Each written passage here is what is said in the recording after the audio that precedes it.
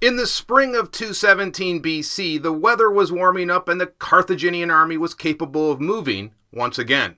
And it was Hannibal who held the initiative. He had defeated the Romans in 2 battles and in the process had killed or captured tens of thousands of Roman troops. He also controlled most of the Po, which gave him a foothold in Italy and, more importantly, a base of operations. All of this success was even more stunning, considering Hannibal had literally no assistance from Carthage. For the time being, the Romans set up defensive positions at Arretium and Ariminum. This would protect the main roads that led south, and their position was designed to prevent Hannibal from crossing the Apennine Mountains. But Hannibal had some problems of his own, and specifically with the Gauls. Hannibal realized the Gauls had no interest in the war continuing on in their territory. They also were primarily interested in war plunder. So Hannibal began to make plans to invade central Italy before the Gauls lost interest in the war. Hannibal also had an ulterior motive for moving into Lower Italy, and that was to establish another base that would allow him to set up a direct line of communication with Carthage by sea. And so Hannibal decided to move first through Etruria. He chose a more difficult route that would lead through swampy marshlands. While the route was not at all ideal, it would allow Hannibal to push through Etruria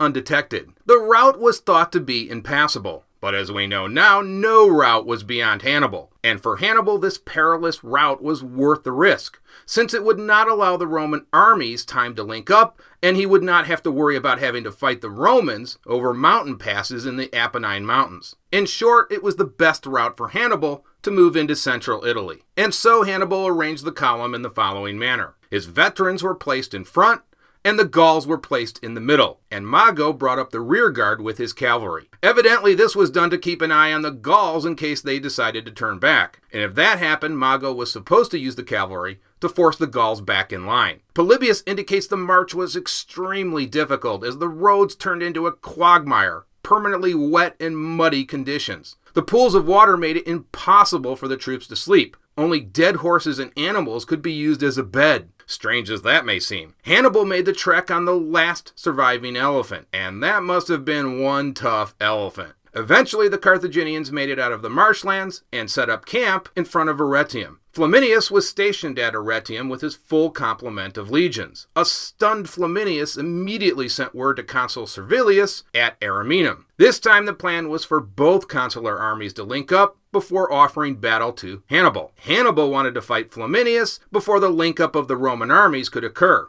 so he needed to lure Flaminius into a trap. Once again, it seems Hannibal made it his top priority to learn as much as he could about the character of his opponent. And what he learned was that Flaminius possessed characteristics that were perfect for a trap: arrogance and recklessness. Flaminius was from an aristocratic family, but like Caesar, established his power base with the poorer classes. He reorganized the assembly to give the poorer classes more voting power. He even was the only senator to vote for a law that banned senators from doing overseas trade. These moves made him highly unpopular with the Senate, but because the war with Hannibal was going so poorly, he was elected consul. Still, there was the real possibility that the Senate could recall him at any time, since he was very unpopular with many of the leading senators. Now, Hannibal's plan was to devastate the countryside that surrounded Arretium. The lands around Arretium were some of the most fruitful in all of Italy, rich in all kinds of produce. Now, many Roman councils of war were held, and all advised Flaminius to proceed with caution against Hannibal, and to wait for the other consular army to arrive. But Hannibal was sure that Flaminius would be unable to watch the Carthaginians ravage the surrounding lands,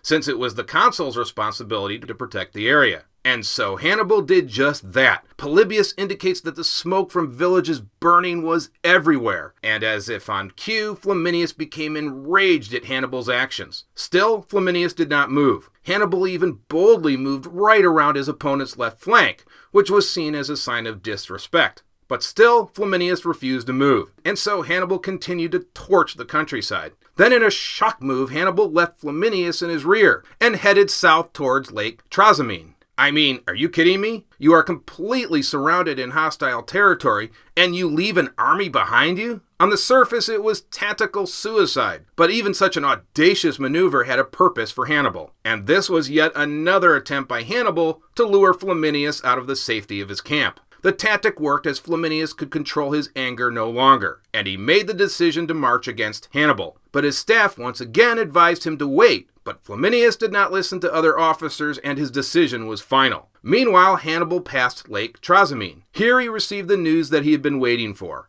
Flaminius had broken camp and was pursuing him. Hannibal wasted no time and made preparations for the coming battle.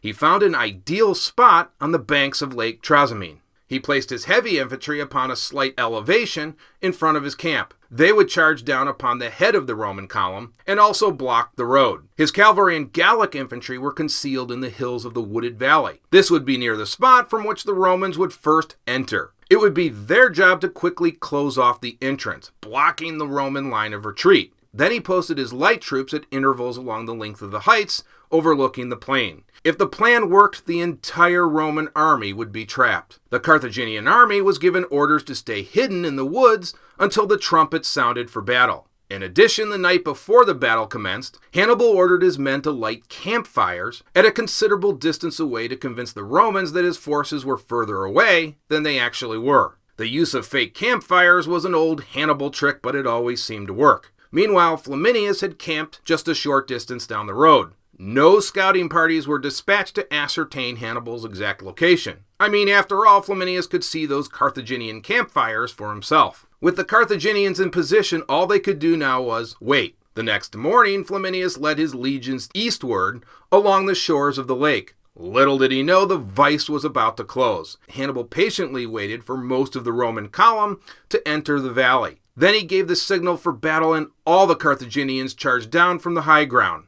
The Romans were completely taken by surprise. With no time to set up in battle formation, many of the Romans were left to fend for themselves. Without any time to issue orders and under attack from all sides, the Romans were slaughtered. In the modern vernacular, it was a turkey shoot. The Carthaginian cavalry and infantry blocked the road, and so there was no line of retreat for the Romans. The Romans were split into three distinct parts. The westernmost part was attacked by the thunderous charge of the Carthaginian cavalry and forced right into the lake. The center formation, commanded by Flaminius, stood its ground but was forced to fight in close hand-to-hand combat against the ferocious Gauls. This went on for 3 bloody and merciless hours. The fighting was so intense that Livy relates none of the combatants were aware of a nearby earthquake that had occurred. Polybius indicates that many of the Romans died appalling deaths, and Flaminius himself was finally killed by the Gauls. In desperation, many Romans hurled themselves into the lake. Here they either drowned or were killed by the Carthaginians. Many Romans swimming in the lake begged for mercy but were killed on the spot. In the end, 15,000 Romans were either killed in battle or drowned trying to escape. Interestingly, the Roman advance guard saw little combat, and once the disaster to their rear became obvious, fought their way through the skirmishers and out of the trap. These 6,000 took refuge in a nearby village. Hannibal soon had the entire town surrounded. The Romans laid down their weapons upon condition their lives would be spared. In accordance with his overall policy, Hannibal released the Allied prisoners, but none of the Roman POWs were released. News of the defeat caused a panic in Rome. With the situation spiraling out of control, the Romans elected Quintus Fabius Maximus as dictator. This would eliminate the problem of dual consular commands, which Hannibal seemed to be taking advantage of. It would be Fabius who would finally develop the first comprehensive strategy to deal with Hannibal, and we will get to that in the next video.